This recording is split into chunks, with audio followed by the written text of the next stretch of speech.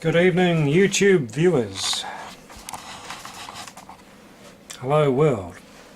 My name is Nicholas Mansfield. My channel, Islam versus Christianity versus Judaism. I'm thrilled to start a series of small lectures based on a variety of things. We're starting off with Dr. Jonathan Adler, and I will be reviewing his latest paper, and the title of that, on the origins of Tevila, is Ritual Immersion. This is a purely modern rabbinical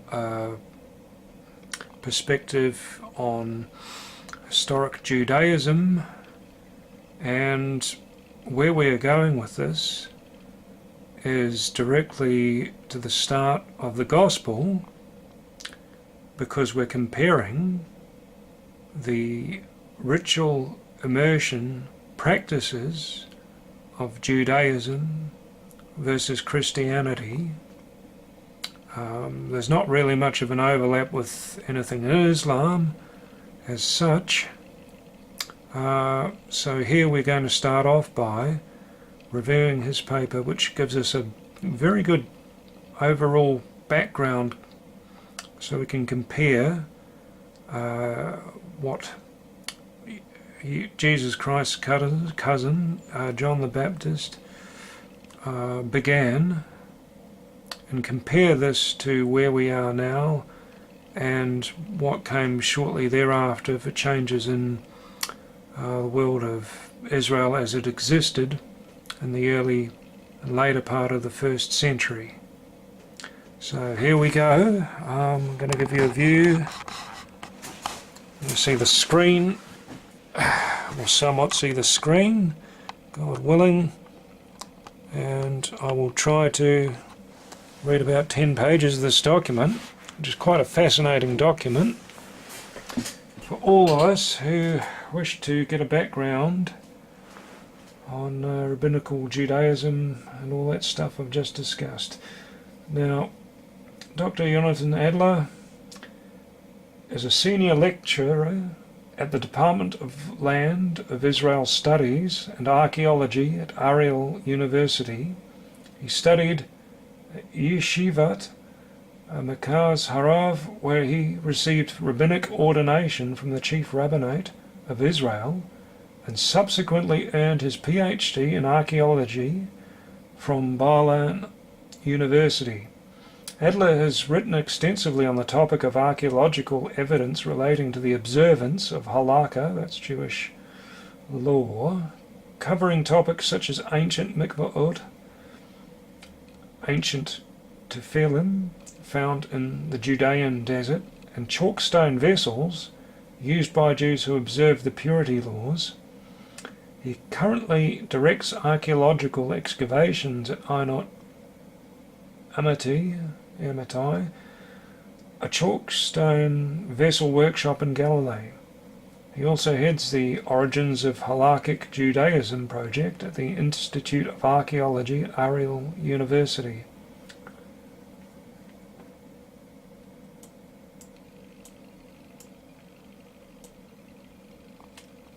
Here we go. This is the start of his paper, The Origins of Tevila, or Tevila, depending on how you pronounce your Bates. A ritual immersion, or in the origins of Tevila. When and why washing became immersion between traditional rabbinic and scientific critical approaches to the origin of immersion and the Mikveh. Dr. Jonathan Adler. And he's got quite a fantastic little picture here of a mikveh at Qumran, Judean desert. It's a photograph taken by him personally. For over 2 millennia, Jews have been practicing Tevila, immersion of the entire body in water for the purpose of removing ritual impurity.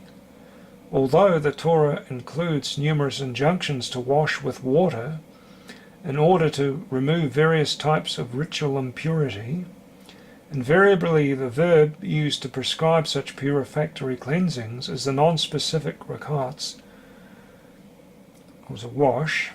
It's from Leviticus 15 and 10, 11 verses, 5, 8 verses.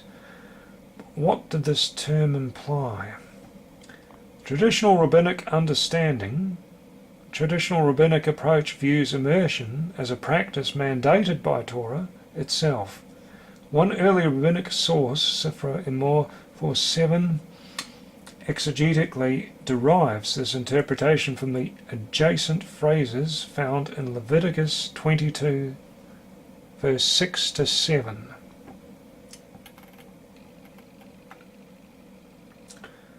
Unless he has washed his body in water, perhaps he should wash one limb at a time.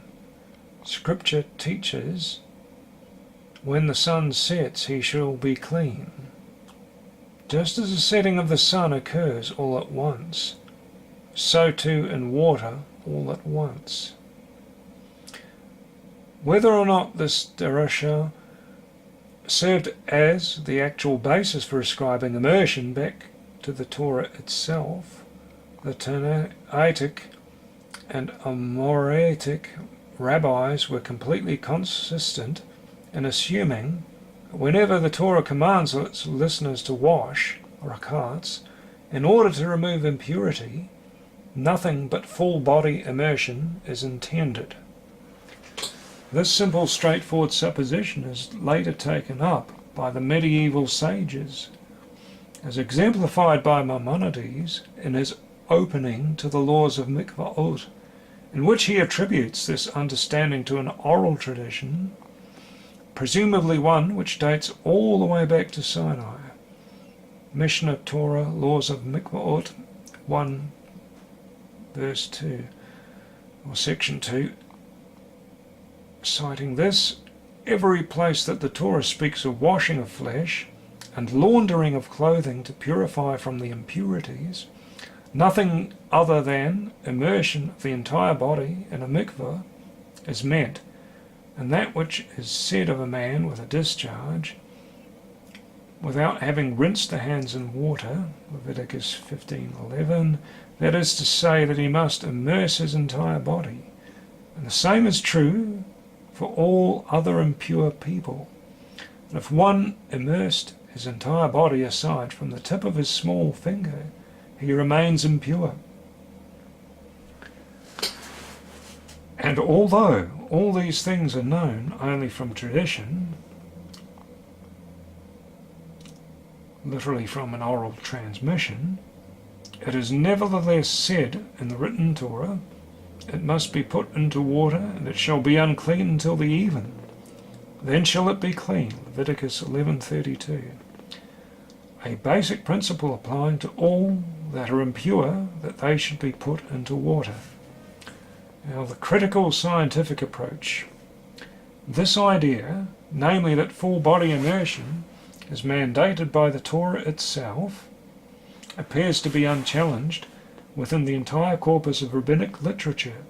The critical scholar, however, makes no prior assumption about the antiquity of any given practice, but rather attempts to trace the historical evolution of an idea from its earliest inception onwards on the basis of the available evidence, both textual and archaeological, and then tries to explain the possible reasons for such a development.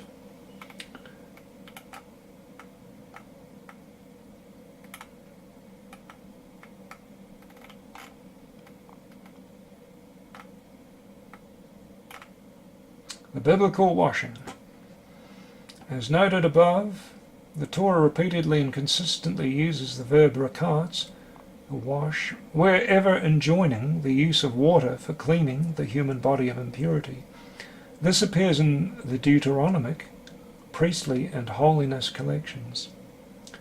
Nothing suggests that any of these sources had in mind bodily immersion as the specific method whereby such washing was to be performed.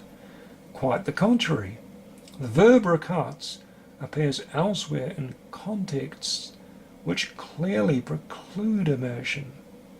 namely the priests washing their hands and feet from the basin.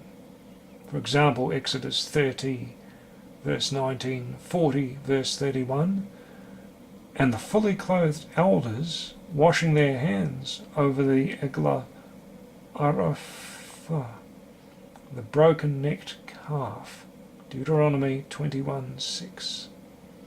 Since rakats clearly means something other than immersion in at least some instances, there is no reason to assume that it must refer to immersion whenever it is used to describe purificatory washings.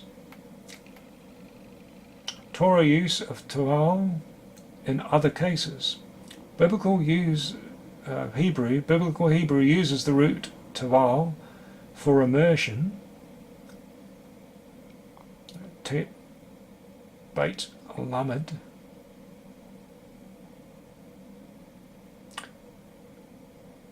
indeed, we find this verb elsewhere in the Deuteronomistic and priestly sources when the intention is to immerse into water or other liquids. For example, citing Leviticus 14, verse 51, "He shall take the cedar wood, the hyssop, the crimson stuff, and the live bird, and dip them in the blood of the slaughtered bird, and the fresh water, and sprinkle on the house 7 times. Parts of the body. Leviticus 4, verse 6, "The priest shall dip his finger in the blood." The entire person. 2 Kings 5:14. "So he," that is Naaman, "went down and immersed himself 7 times in Jordan." Bathsheba, washing on the roof. Finally, when we are told of Bathsheba purifying herself by washing on the roof, 2 Samuel 11, verses 2 and 4, we can almost preclude full body immersion, since it is unlikely that roofs of ancient dwellings could have supported any sort of water installation large enough to accommodate the complete immersion of an adult. As Dr. Haya Katz has suggested in a previous tab's essay, biblical purification was an immersion, which shows a total absence of ritual baths in the First Temple period. It is likely that the biblical authors had a far simpler form of washing in mind, probably involving pouring water over the body from a utensil. Late Second Temple period sources. Apocrypha, Ben Sira and Judith. Only a limited number of sources predating the 1st century CE refer to purificatory immersions, the very earliest of these probably dating to the 2nd century BCE. The Wisdom of Ben Sira 34 verse 30, which refers to immersion after touching a corpse, and the Book of Judith, in which we find the heroine immersing herself in a spring in the valley of Bethulia, 12 verse 7. Neither of these sources, however, imply that the full body immersion was the common practice used for ridding the body of a wide variety of ritual impurities. From Qumran, only one of the Dead Sea Scrolls texts, specifies immersion as a method to be used for purification. There's a 4Q 274. Whatever comes in contact with a male emission, whether a person or any vessel, shall be immersed, and whoever bears it shall immerse, and the garment upon which the emission is, as well as the vessel which bears it, is to be immersed in water. It is difficult to know if the author of this text believed that immersion was required method of purification for all impurities, or if male impurity is especially singled out, perhaps due to the fact that the Levitical injunction to wash the male emission is anomalous in specifying that the whole body is to be washed, Leviticus 15 verse 16. Other Qumran texts simply fall back on the Pentateuchal verb rakas. Josephus, it seems clear that by the 1st century CE immersion had become a prevalent, if not exclusive, method whereby ritual purificatory cleansing in water was performed. Josephus, for instance, in paraphrasing the Pentateuchal requirement that a man who engages in intimate relations with his wife or experiences an emission must wash. It's Leviticus 15 verse 16 to 18, and again 22 verses 4 to 6, and Deuteronomy 23 verse 12. Writes that such a man achieves purification by submerging himself in cold water. Now, Adler cites the New Testament here. The Gospel according to Mark describes common Jewish ritual purification practices. The Pharisees and all the Jews, when they come from the marketplace, they do not eat unless they immerse, and there are also many other traditions that they observe, the immersion of cups, pitchers, and bronze utensils. Now, I don't know why Adler is citing Mark in this verse. This is not what we're talking about at all. He seems to be confused, because the immersion they're talking about is a ritual purification of washing the hands, which is mentioned earlier on in the Gospel account of the wedding of Cana in the Gospel of John. So, John's already repeating a ritual practice of the Pharisees, which is still alive to this day. It's still part of Rabbinic Judaism, where they do a ritual purification involving water from vessels poured upon the hands and arms. And this is part of their eating or pre-eating rituals. So I'm not sure why Adler's incorporated this. He seems to be connecting the word, taking it just out of context, to be plain. The rest of his comments are all spot on though, so we'll continue. Gospel according to Luke, late 1st century, he says, tells of a Pharisee who invited Jesus to dine with him, but who subsequently was surprised to see that Yeshua did not immerse before sitting down to eat. That's Luke 11 verse 38. In the Epistle to the Hebrews, late 1st century CE, he says, the cult of the tabernacle is described as one which deals only with food and drink and various immersions, citing Hebrews 9 verse 10. From washing to immersion, literary sources thus suggest a development over time from a single unspecified injunction to wash to a far more particular practice of immersion by the 1st century CE at the very latest. But when did the practice of immersion first arise? Why did this development occur, and through what mechanism? Examine the archaeological evidence. From a purely practical perspective, full body immersion is no simple affair. Whilst ordinary washing can be performed virtually anywhere and requires nothing more than a jug or other small utensil capable of holding the requisite amount of water, immersion necessitates a large amount of water held in a space large enough for an entire human body. On a land with few water resources, as is the southern Levant, access to natural bodies of water large enough to permit full body immersion would have been limited. The solution to this problem came with the introduction of the Mikveh, the stepped pool. By dating the first appearance of this type of installation in the archaeological record, we may learn when immersion supplanted the earlier biblical norm of washing. Here he has another photo. This is a mikveh in Qumran, the Judean desert, and this is Adler's own photo. Quite an amazing scene, a remnant of the past, preserved, excavated. It amazes me how God has opened a window of opportunity for Israel to uncover its past and to remember and to teach how things once were. This is quite a miracle to me. Anyway, we go on, a Mikveh Hasmonean period and after. Here we stand on rather firm ground of the approximately 1,000 archaeological Mikveh known today. Not a single example predates a Hasmonean period, that is 140 to 63 BCE circa.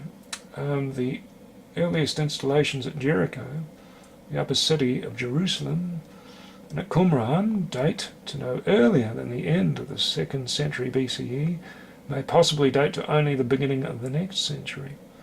Archaeological data thus complement the textual evidence in suggesting that immersion emerged as the method of ritual purification rather late in the Second Temple period, probably no earlier than the late 2nd century BCE.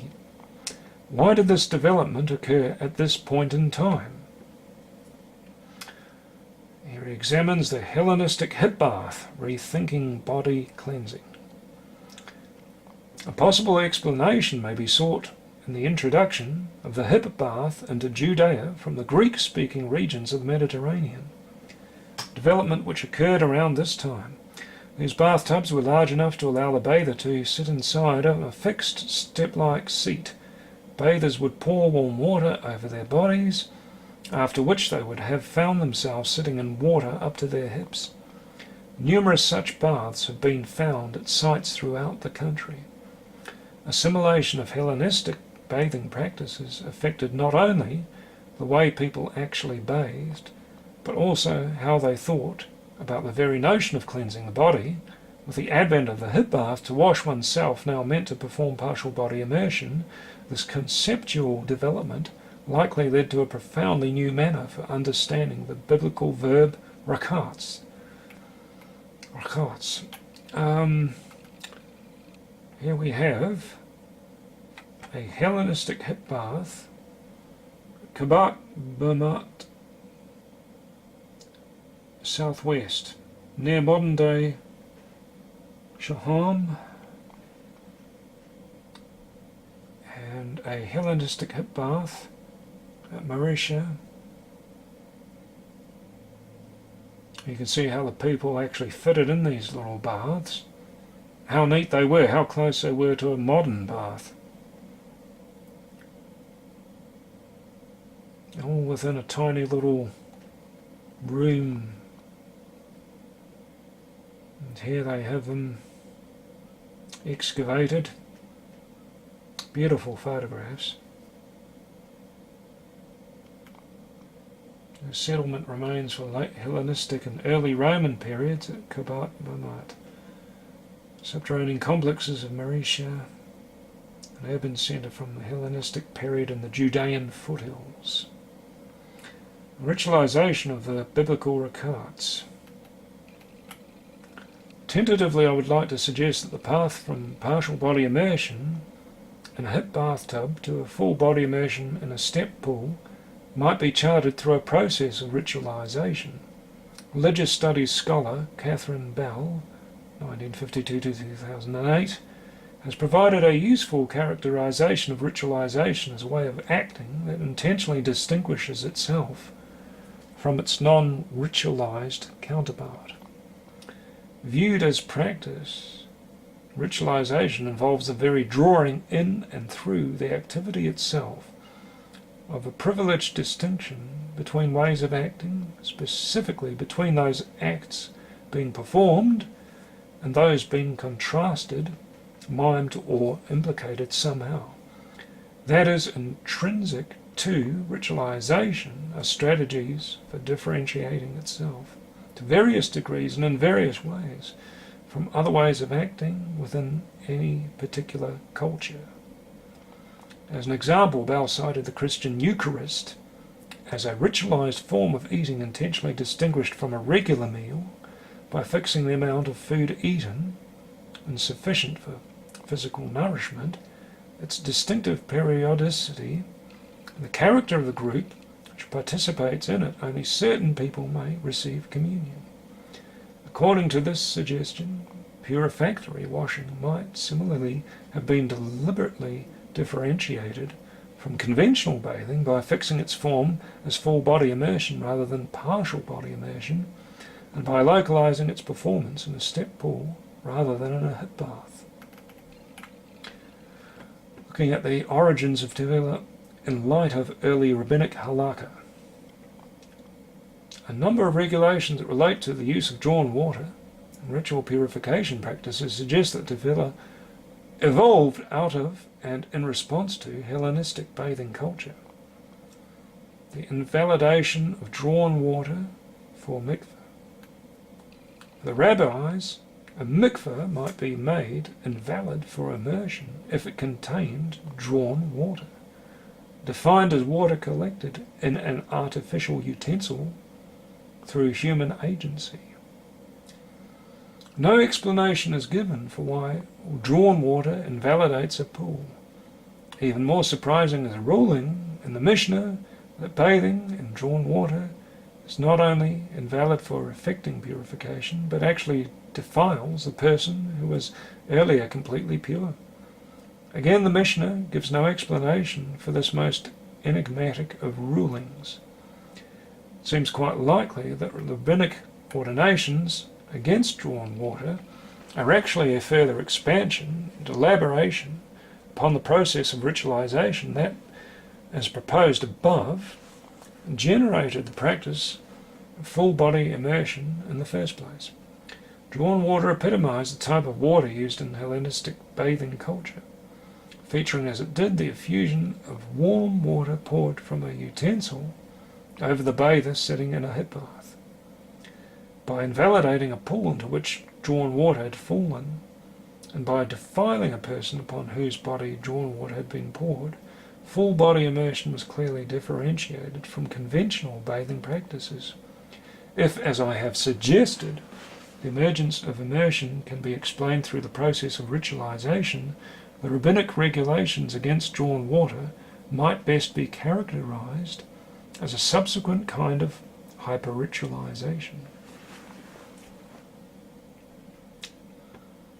Personal postscript. Traditional versus critical scholarship.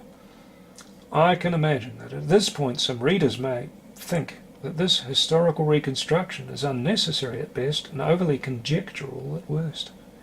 Should we really abandon the traditional ascription of Tevila all the way back to Sinai, a belief accepted unanimously by rabbinic authorities throughout the ages, in favour of a hypothetical historical reconstruction proposed by modern scholarship?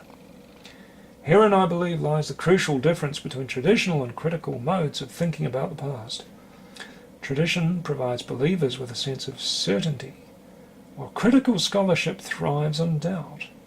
For the traditionally minded, the Torah as interpreted through the rabbis affords authoritative knowledge about the past.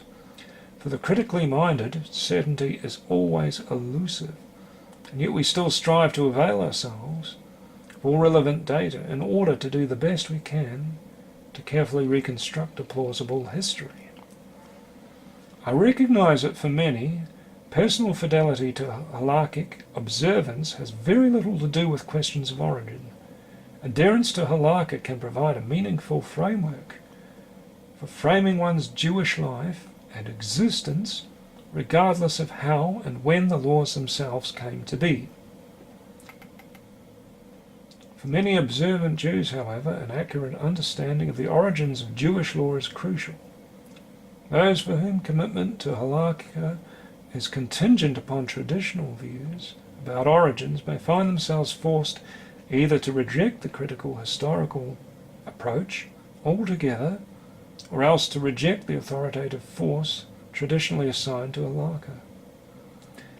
For some, however, the two approaches outlined in this essay can be mutually compatible.